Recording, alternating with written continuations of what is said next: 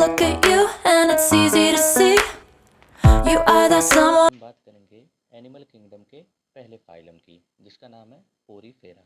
सबसे पहले हम इसके नाम में घुस जाते हैं कि ये कहना क्या चाहता है, पोरीफेरा का मतलब क्या होता है।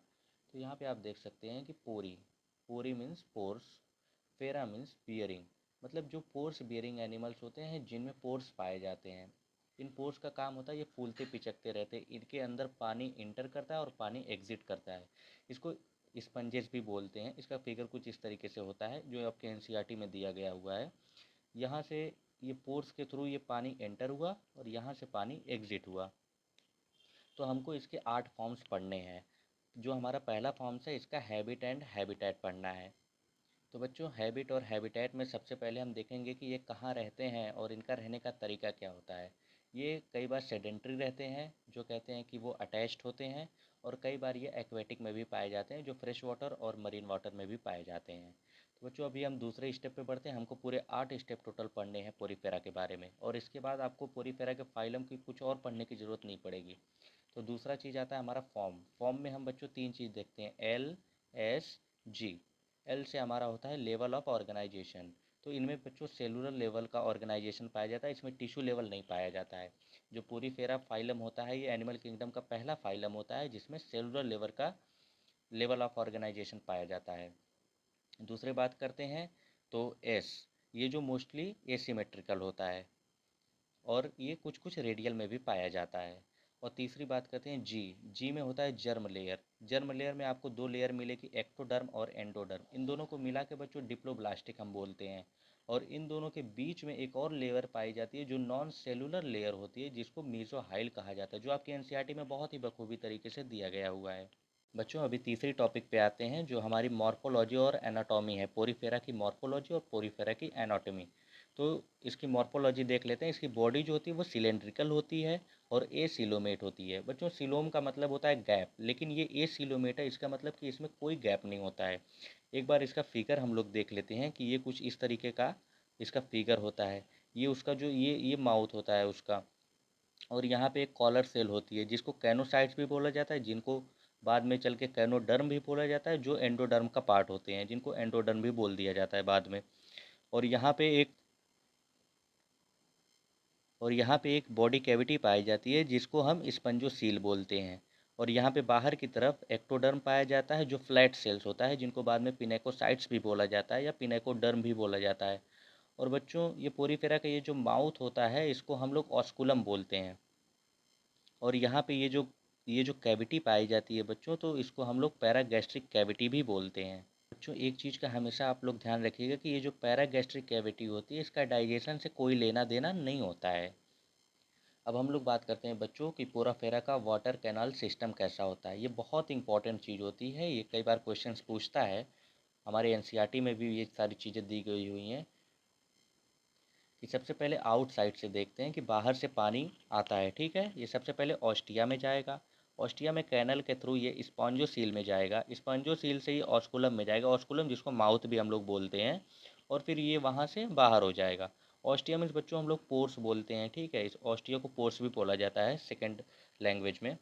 और यहाँ पे लिखा हुआ है एक्टोडर्म और एंडोडर्म के बीच एक पोरोसाइट्स नाम होता है। ठीक है, और यहाँ पे कॉलर सेल जो होता है उसका काम होता है खाना पकड़ना। ठीक है, अब हम देखते हैं कि वाटर कैनाल के मोस्टली 3 काम होते हैं। ज़्यादा से ज़्यादा जो पोरीफेरा में वाटर कैनाल सिस्टम 3 काम करता है। पहला काम करता है फूड कैप्चरिंग का, जैसे हमने यहाँ पे देख लिया कॉलर सेल जो खाना पकड़ता है, तो ये भी फूड कैप्चरिंग करता है।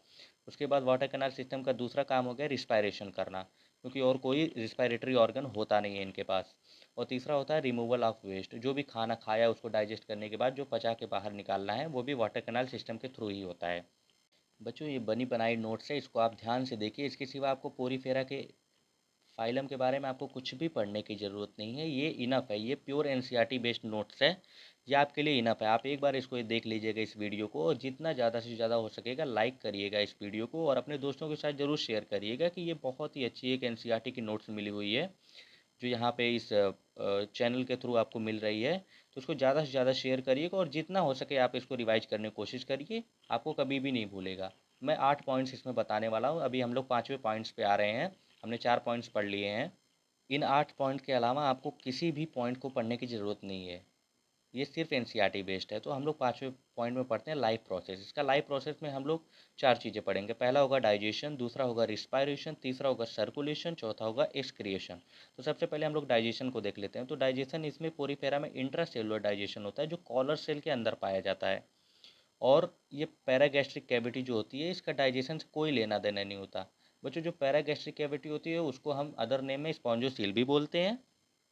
अब दूसरे चीज़ पे आते हैं, इसका रिस्पायरेशन कैसे होता है। ये बाय वाटर कैनाल सिस्टम होता है, जो जनरल बॉडी सरफेस के थ्रू होता है। कोई भी पूछेगा कि पोरीफेरा का रिस्पायरेशन कैसे होता है, तो हम लोग जीबीएस बोल देते हैं कि ठीक है, जनरल बॉडी सरफेस से होता है। अब बच्चों आगे हम लोग बढ़ते हैं, तो इसका सर्कुलेशन के बारे में बात करते हैं। ये इसका सर्कुलेशन जो होता है, इसमें कोई ब्लड वगैरह तो होता नहीं है, तो ये भी बाय वाटर कैनल सिस्टम ही होता है। और चौथी चीज़, इसके एक्सक्रिएशन की बात करते हैं, तो ये भी जीबीएस होता है, मतलब जनरल बॉडी सरफेस के थ्रू ही इसका एक्सक्रिएशन होता है। जो भी वेस्ट मटेरियल होता है, सारी चीज़ें बाहर निकलनी रहती हैं, वो भी एक्सक्रिएशन के थ्रू होती हैं। तो बच्चों, अब इसके लास्ट में हम लोग पहुंचने वाले हैं, जो इसका मोड ऑफ रिप्रोडक्शन के बारे में पढ़ेंगे, जो हमारा 6th पॉइंट होगा। ये बहुत इंपॉर्टेंट पॉइंट होता है किसी भी एनिमल किंगडम के फाइलम में। जब भी आपको अगर मोड ऑफ रिप्रोडक्शन आ गया, तो आपको 50 to 70% आपको फाइलम आने लगेगा। तो इसका देख लेते हैं ध्यान से। इसमें दोनों पाया जाता है, एसेक्सुअल भी पाया जाता है, सेक्सुअल भी पाया जाता है। तो एसेक्सुअल में इसका जेमुलेशन के थ्रू होता है मोड ऑफ रिप्रोडक्शन। और सेक्सुअल में बच्चों, ये इसकी सेक्सुअलिटी पहले देखते हैं, तो वो बाइसेक्सुअल होगा। हम लोग जब भी सेक्सुअल कंडीशन पढ़ेंगे, तो उसमें 3 चीज़ें पढ़ेंगे। एक सेक्सुअलिटी पढ़ेंगे, दूसरा फर्टिलाइजेशन पढ़ेंगे, तीसरा डेवलपमेंट पढ़ेंगे। इन 3 चीज़ के अलावा आपको कुछ भी पढ़ने की ज़रूरत नहीं है। ये बाहर एनसीईआरटी के बाहर बिल्कुल भी नहीं है। ये प्योर एनसीईआरटी बेस्ड नोट्स है।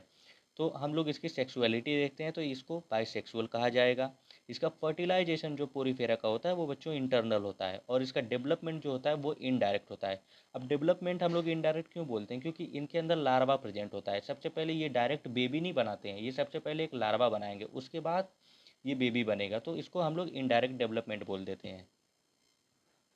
उसके बाद बच्चों हम लोग आ जाते हैं अपने लास्ट पॉइंट पे, जो है कि इकोलॉजिकल इंपॉर्टेंस।